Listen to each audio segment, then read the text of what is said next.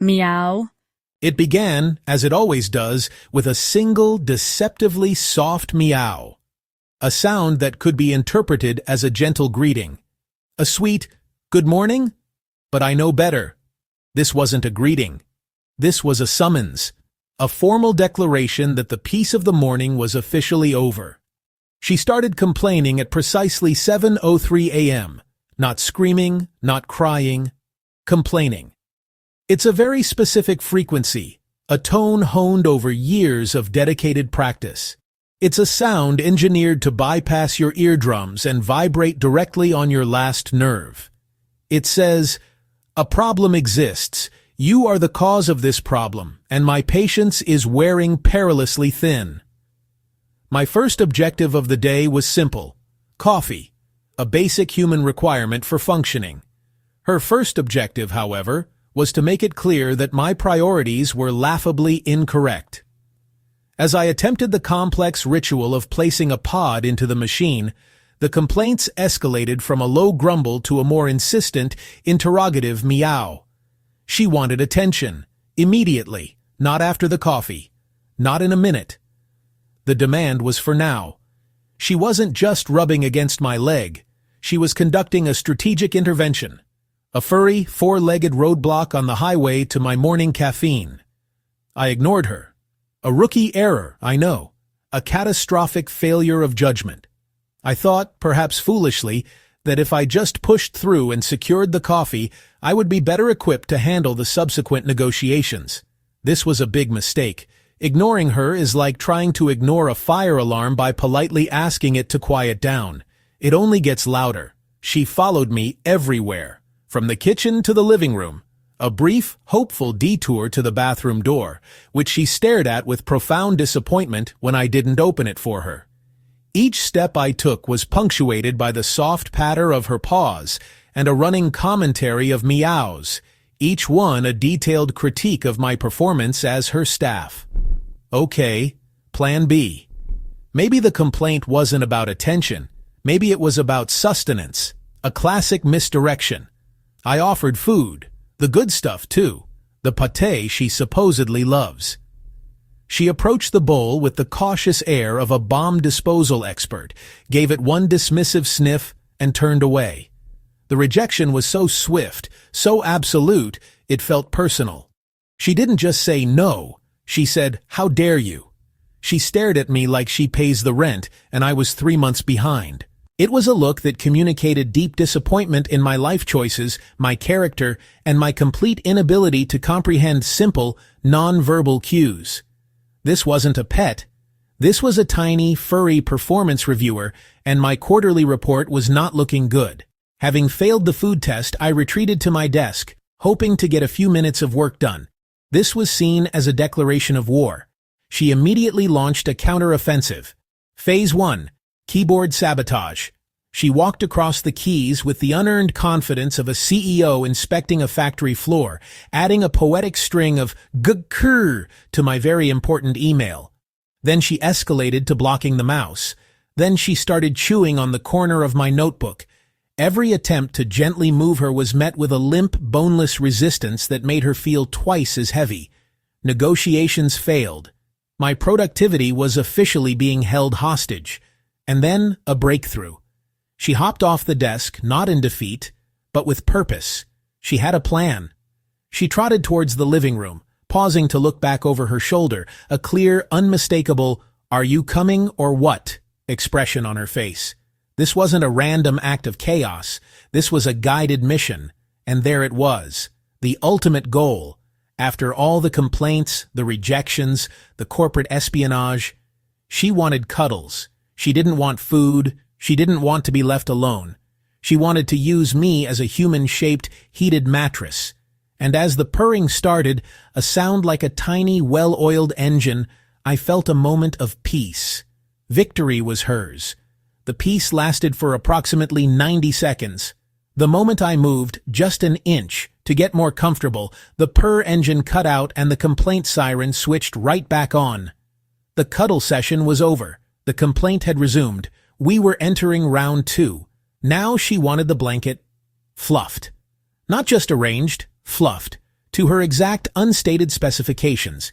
She kneaded it with angry little paws, a baker furious with his dough, occasionally looking up at me as if to say, "Well, are you going to fix this or just sit there?" I obliged, fluffing the blanket into a cozy nest. She inspected my work, did her ritualistic 3 spins, and collapsed into it. Perfect. For 5 seconds. The purring returned, a brief moment of truce. I dared to hope. Maybe, just maybe, this was it. Hope is a dangerous thing. Suddenly she was up again, mission-focused, trotting to the closed bedroom door.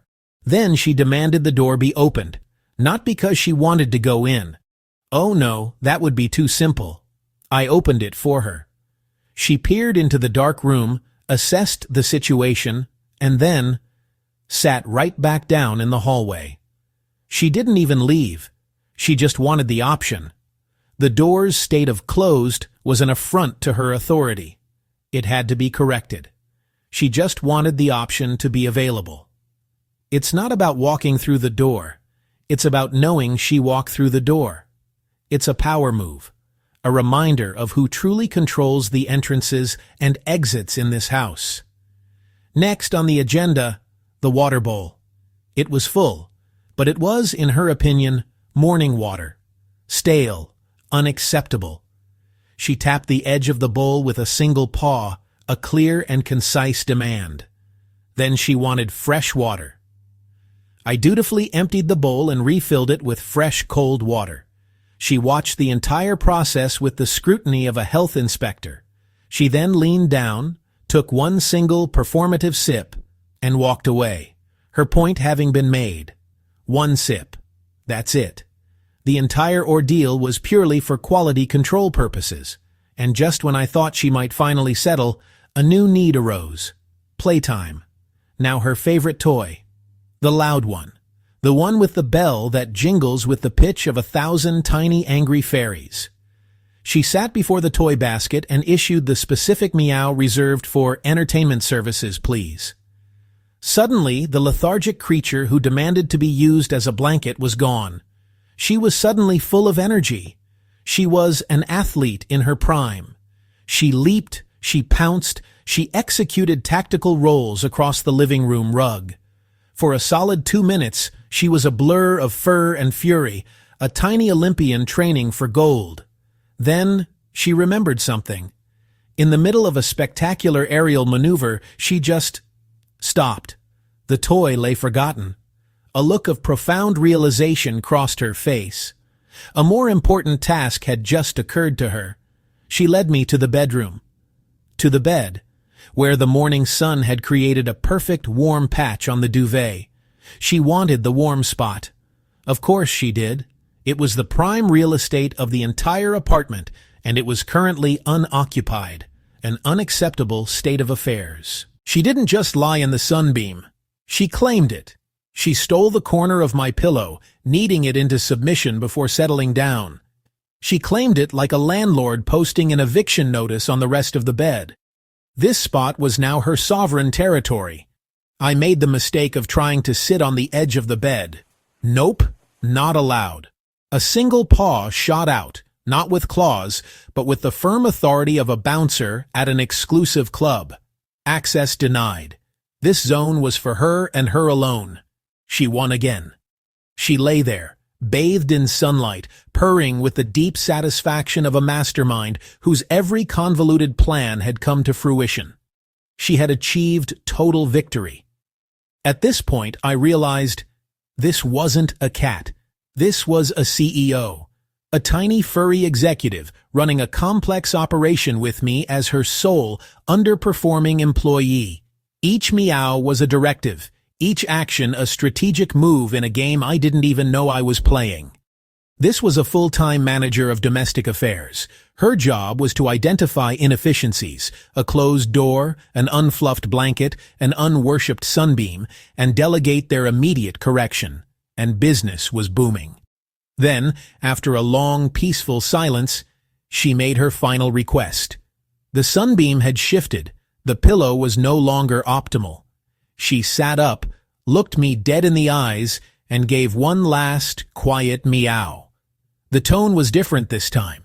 It wasn't a complaint, it was an invitation. She wanted me to stop doing everything, to sit down, to be still.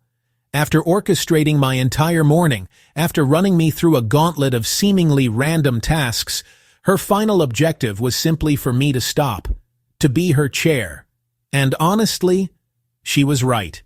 In her own chaotic, demanding, ridiculously complicated way, she was just telling me to take a break, to sit in the quiet house and do nothing for a minute.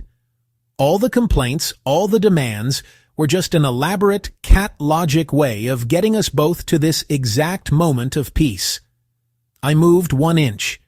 My phone buzzed on the table, and my muscles tensed for a fraction of a second. A fatal error, a disturbance in the force.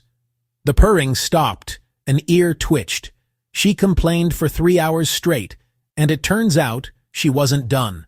The negotiations were about to begin again. Some cats don't ask. They complain until they win. And then they win again.